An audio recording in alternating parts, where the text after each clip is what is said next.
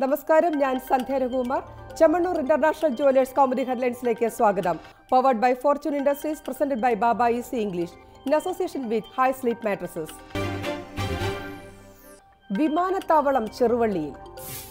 ശബരിമല വിമാനത്താവളം എരുമേലിയിലെ ചെറുവള്ളി എസ്റ്റേറ്റിൽ സ്ഥാപിക്കും.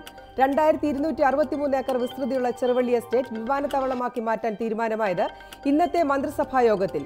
ഹാരിസൺ കമ്പനി മറിച്ചുവിറ്റ ഈ ഭൂമി ഇപ്പോൾ KP യോഹന്നാന്റെ അധ്യക്ഷതയിലുള്ള ബിലീവേഴ്സ് ചർച്ചിന്റെ ഉടമസ്ഥതയിൽ. എരുമേലിയിൽ വിമാനത്താവളം സ്ഥാപിക്കാൻ സർക്കാർ തീരുമാനിച്ചത് ശബരിമല തീർത്ഥാടകരെ ലക്ഷ്യം വെച്ച്. നേരത്തെ പത്തനംതിട്ടയിലെ ആറന്മുളയിൽ വിമാനത്താവളം നിർമ്മിക്കാൻ സർക്കാർ KGS ഗ്രൂപ്പുമായി ചേർന്ന് പ്രാരംഭ നിർമ്മാണ പ്രവർത്തനങ്ങൾ നടത്തിയിരുന്നു. എങ്കിലും ജനകീയ പ്രക്ഷോഭത്തെ തുടർന്ന് പദ്ധതി ഉപേക്ഷിക്കുകയായിരുന്നു. അതേസമയം വിമാനത്താവളം സംബന്ധിച്ച് സർക്കാരിൽ നിന്ന് ഔദ്യോഗിക അറിയിപ്പുകളൊന്നും ലഭിച്ചിട്ടില്ലെന്ന് ബിലീവേഴ്സ് ചർച്ച്. ഇടപെട്ട് കേന്ദ്രം. ശമ്പള വർധന ആവശ്യപ്പെട്ടുള്ള നഴ്സുമാരുടെ സമരം 3 ആഴ്ച പിന്നിടവേ വിഷയത്തിൽ ഇടപെട്ട് കേന്ദ്ര സർക്കാർ. നഴ്സുമാരുടെ പ്രശ്നം ഗൗരവമേറിയത്. സ്വകാര്യ ആശുപത്രികളിലെ നഴ്സുമാർക്ക് സുപ്രീം കോടതി നിർദ്ദേശിച്ച ശമ്പളം നൽകണമെന്ന് ആരോഗ്യമന്ത്രി JP നദ്ദ. കോടതി ഉത്തരവ് നടപ്പാക്കേണ്ടത് സംസ്ഥാനങ്ങളുടെ ഉത്തരവാദിത്തമെന്നും ഇതിനാവശ്യമെങ്കിൽ ചട്ടം രൂപീകരിക്കണമെന്നും പാർലമെന്റിൽ കേന്ദ്രമന്ത്രി. നഴ്സുമാരുടെ ശമ്പളക്കാര്യത്തിൽ നിർദ്ദേശങ്ങൾ നൽകാൻ കേന്ദ്രം നേരത്തെ സമിതിയെ നിയോഗിച്ചിരുന്നു. നഴ്സുമാരുടെ പ്രശ്നങ്ങളിൽ കേന്ദ്രത്തിന് പ്രത്യേക താൽപര്യമെന്നും ആവശ്യമെങ്കിൽ ഇടപെടുമെന്നും മന്ത്രി.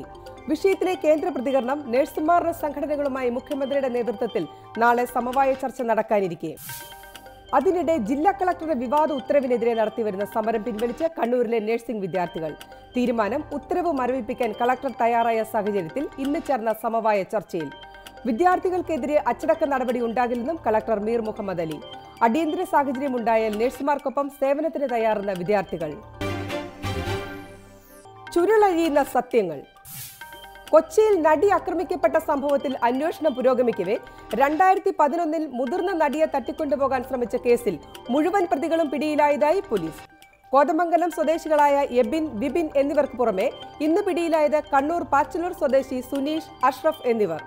ഇയാളിൽ നിന്ന് ഞെട്ടിക്കുന്ന വിവരങ്ങൾ ലഭിച്ചതായി അന്വേഷണ സംഘം.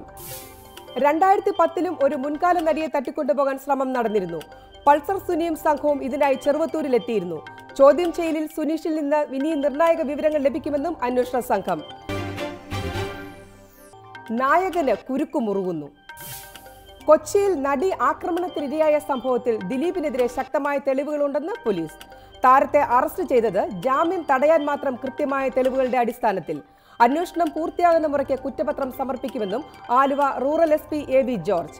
പ്രതികരണം ദിലീപിന്റെ ജാമ്യാപേക്ഷ ഹൈക്കോടതി നാളെ പരിഗണിക്കാനിരിക്കെ. കേസിൽ ഹൈക്കോടതിയിൽ മുൻകൂർ ജാമ്യാപേക്ഷ സമർപ്പിച്ച ദിലീപിന്റെ മാനേജർ അപ്പുണ്ണി. ഗൂഢാലോചനയിൽ തനിക്ക് ബന്ധമില്ല. പോലീസ് ശ്രമിക്കുന്നത് തന്നെയും നാദിർഷയെയും മാപ്പുസാക്ഷിയാക്കി ദിലീപിനെതിരെ തെളിവുണ്ടാക്കാൻ. കേസിലെ വിവരങ്ങൾ അറിഞ്ഞത് മാധ്യമങ്ങളിലൂടെയെന്നും പൾസറുമായി ബന്ധമില്ലെന്നും അപ്പുണ്ണി. ഇയാൾക്കായുള്ള തെരച്ചിൽ ഊർജിതമാക്കി പോലീസ്. അതിനിടെ ഫോൺ വിളി കേസിൽ പൾസർ സുനിയുടെ റിമാൻഡ് കാലാവധി നീട്ടി അങ്കമാലി മജിസ്ട്രേറ്റ് കോടതി. പോലീസ് അപേക്ഷ പരിഗണിച്ച് റിമാൻഡ് നീട്ടിയത് അടുത്ത മാസം 2 വരെ. ഇപ്പോൾ കുടുങ്ങിയത് സ്രാവല്ലെന്നും കേസിൽ ഇനിയും പ്രതികളുണ്ടെന്നും സുനി. പ്രതികരണം കോടതിയിൽ നിന്ന് പുറത്തിറങ്ങവേ മാധ്യമപ്രവർത്തകരുടെ ചോദ്യത്തിന് മറുപടിയായി.